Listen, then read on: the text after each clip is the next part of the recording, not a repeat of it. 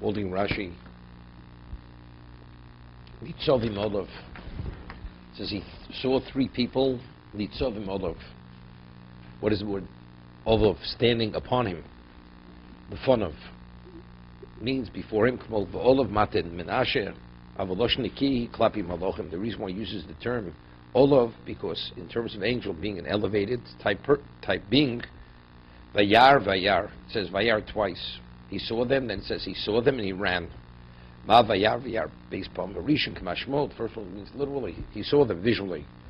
Sheni Loshan Avona. The second Vayar means he understood. It's like you see, I see what you mean. It's like persons, I hear what you're saying. Right? There's hearing and there's understanding. He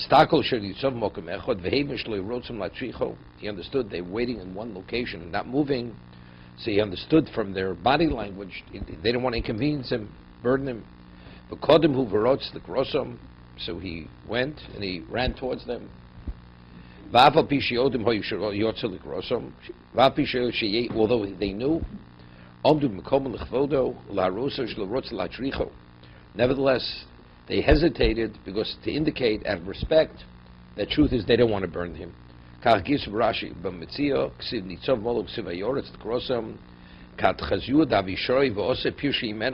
saw that he was bound, they wanted to leave. Not to come.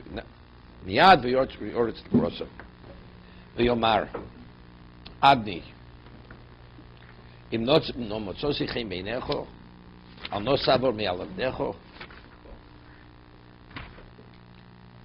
So Rashi over there says, Abdi Krita mean Hashem, or Abdi can mean masters. The Godel Shem Omar. So Rashi's going according to the interpretation of the Gemara to the greater of the three.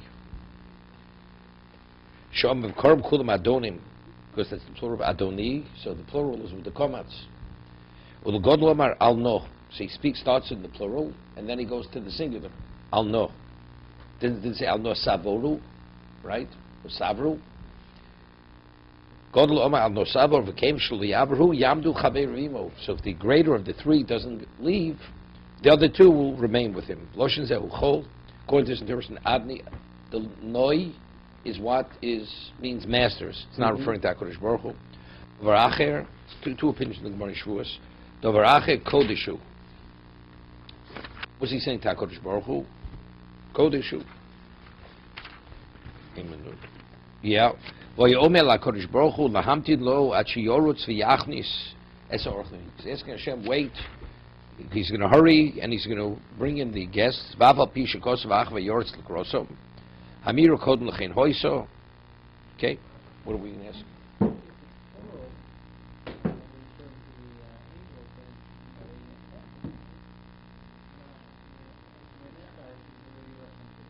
No, okay, but it's the same thing. He's speaking to the greater of the three. He's calling all the masters.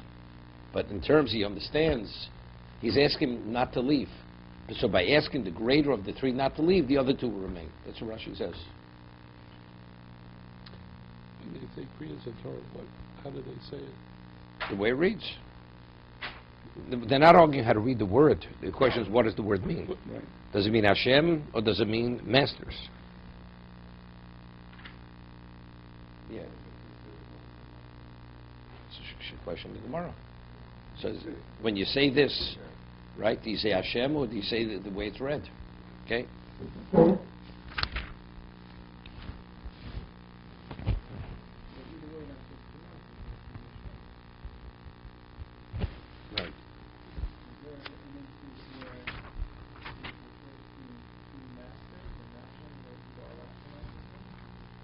I mean, how do you say masters in the plural? That's when you say masters, yeah. I don't know. Yeah. Seemingly.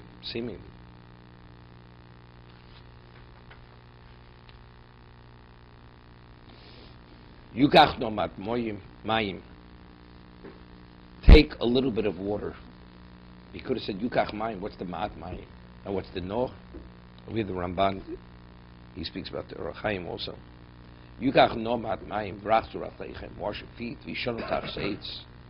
And lie under the tree.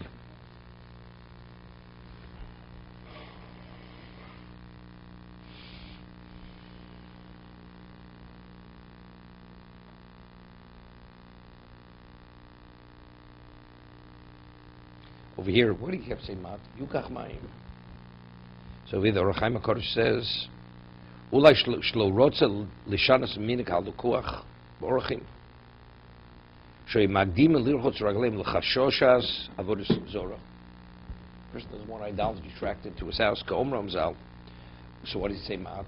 You should say, Yukach, no, mayim. What's the mat mayim? Zemin hogodom and the orchim and the haros ki in torach harbe aleim shel levaisho. That's like, it's not a big deal to wash off your feet. Take just a little bit of water, you'll be able to accomplish what you have to accomplish. Right? Factually, take as much water as you want, but by saying the ma'at, he doesn't want to, he's indicating he doesn't want to burden them. Just with a small amount of water, you'll be able to accomplish what you have to accomplish. He doesn't want idolatry to be tracked into his house. You know, that's asking a lot.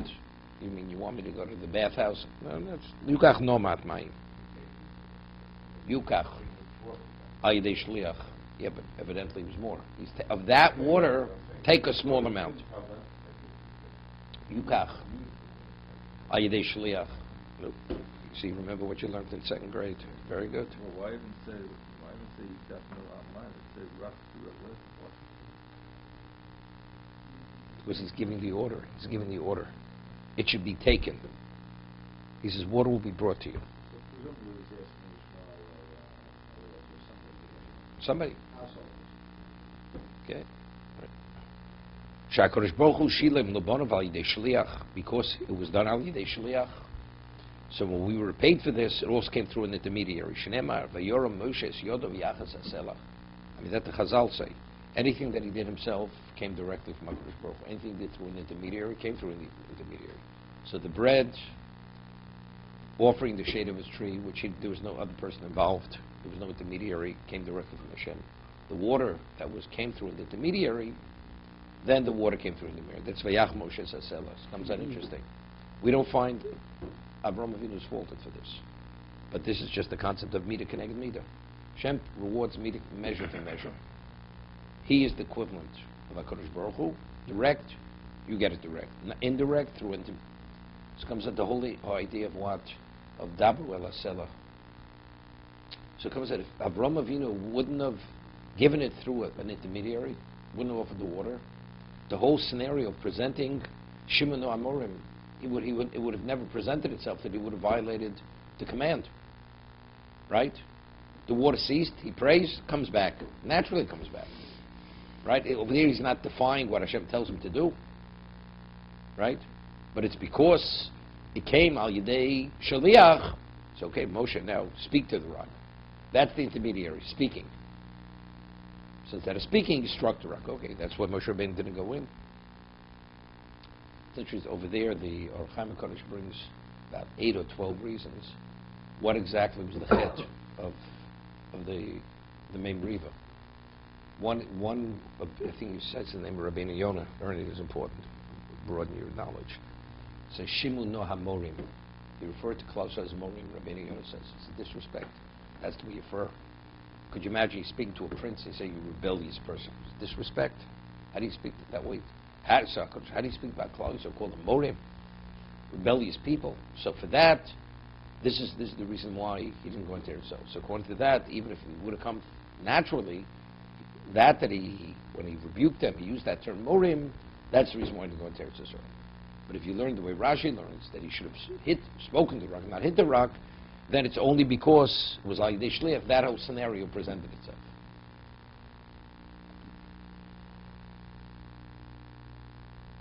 Okay? Rachzu raglechem k'sovu shem arvim. Thought they were Arabs. Shemishtach von le'ovak lavak ragleim. V'hikbit shlo lahachnes avorazor lebeso. He didn't want you to be tracked in. Avolot shlo hikbit. But at Lot we find when they came, he wasn't makbid. Higdim lino le'rechitza. He says, come in. Why? Shenemar v'linu rachzu raglechem. So over there Rashi says, why did Lot tell them first to wash, to attend to their sleeping needs, and only afterwards? Because in case members don't catch him. So well, they just walked in. If they washed their feet, that means they've been there for a while.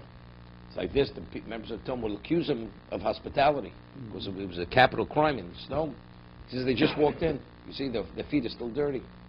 So that's the reason. It seems to be, it's a stira, it's a contradiction. Here it's shlo hikbid. The answer is because if he would have been makbid, right, he wouldn't have been concerned about that. It's just unacceptable. He wouldn't have allowed him in the house under any circumstance. So that he did allow them is an indication of hikbid. You can't, a person only considers a certain approach. That reveals exactly what your standards are. Right? Otherwise it's not even a consideration. You know, a person makes a suggestion, do something. It's not a consideration to even consider. But if they catch you, it doesn't make a difference. Idolatry is not coming to my house. So that he took this into consideration is an indication that he wasn't makbid on the avodah zarah. Didn't make a difference to him when they brought it in. You know, it's interesting. We don't find Lot was a pagan. It says Vayeira mikedem, last week's parsha. Right? What is Vayeira mikedem? So Rashi says, Nosa mikadmo l'shalom. He removed himself from the person, from the one who created existence, from Hashem. He says, I'm not interested, not in Avram and not in his God. I'm out of here. That's Vayeira mikedem. Rashi in last week's parsha. Right after they had the dispute. So over there, you don't see him as a pagan. He was a heretic. Became an atheist, whatever it is. So, but to bring idolatry, and even Lot should have been, he wasn't a pagan. So he shouldn't have allowed it in his house. Right? So that's only in case shlo hikbid. Doesn't mean he was an idolater. You know, he can live with it. No, you don't believe in God, what difference does it make? Avraham Avinu, who believed, it's intolerant, will not allow it in my house. Look, what difference does it make? There's no God or there's a deity. It's not, you know, it's not my thing. I believe this. But if you believe in Hashem, then it's unacceptable. You will not allow one in your house.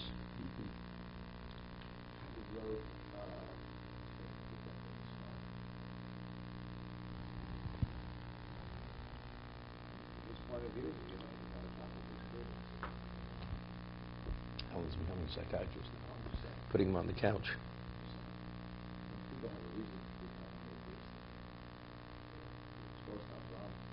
Today's question. Lot is an enigma. Lot is an enigma. He's taken captive.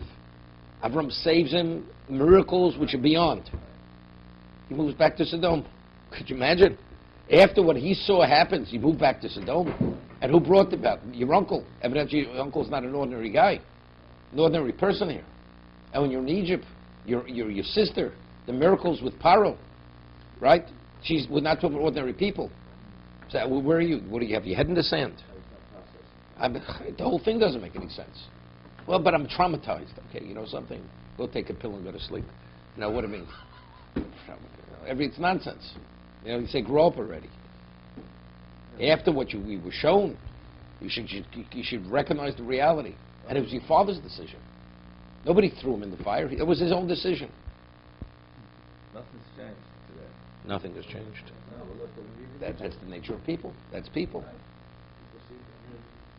Yeah, that's what it is. No, but here, the Ramban writes, it says that because they don't offer bread and water,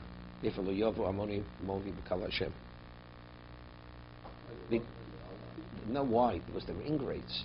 In terms of what Avram did to their ancestor, he saved them. It was in his merit, he saved them. Everything. That's the way you behave. Right? But there was no change. No, but it's not only first cousins. No, we could be related. That's meaningless. But in terms, why do you exist today? You only exist because of Avram Avinu. Going all the way. He would have perished in Sodom. That's the way you treat Avram's descendants. Not to even make an offer of bread and water. Not they didn't need your bread and water. They don't need it, as it says in the Chazal.